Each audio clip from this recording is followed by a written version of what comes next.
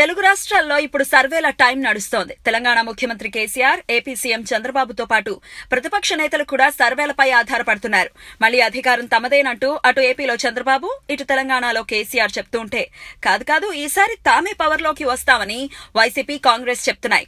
ఇప్పటికిప్పుడు ఎన్నికలు జరిగితే టీఆర్ఎస్ కి 110 సీట్లు వస్తాయని కేసీఆర్ అనేక సార్లు చెప్పుకొచ్చారు. అయితే టీ కాంగ్రెస్ కూడా తమకు 79 సీట్లు వస్తాయని సర్వేలో తేలిందని చెప్తోంది.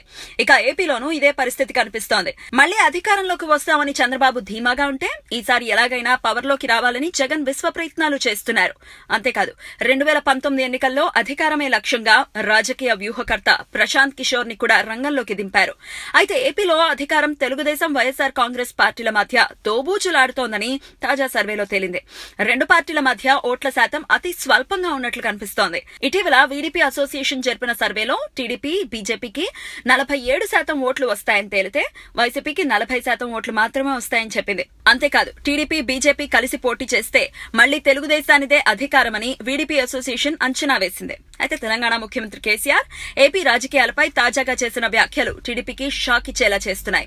ఆంధ్రప్రదేశ్ లో వైసీపీకే ఎడ్జ్ ఉందన్న కమెంట్స్ సంచలనంగా మారాయి. మీడియాతో ఆఫ్ ద రికార్డ్ మాట్లాడిన కేసీఆర్ ఓ సర్వే మిత్రుడు తనకి ఈ విషయాలు చెప్పారు అని అన్నారు. వైసీపీకి 45%, టీడీపీకి 43%, అలాగే బీజేపీకి 2.6% ఓట్లు వస్తాయని ఆ సర్వేలో తేలింది అన్నారు. అయితే ఎన్నికలకు ఇంకా దాదాపు 2 ఏళ్ల సమయం ఉండటంతో ఈలోపు ఏమైనా జరగచ్చు అని అంటున్నారు. 2014 ఎన్నికల్లోనూ అదే జరిగిందని గుర్తు చేసుకున్నారు. అప్పటి వరకు వైసీపీకి అనుకూలంగా ఉన్న పరిస్థితులు ఒక్కసారిగా మారిపోయాయని, ఇప్పుడు కూడా అలాగే జరుగుతుందని విశ్లేషిస్తున్నారు. అపర రాజకీయ చాణుక్యుడైన చంద్రబాబు 2019 నాటికి పరిస్థితిని తనకు అనుకూలంగా మార్చుకోవడం ఖాయం అంటున్నారు.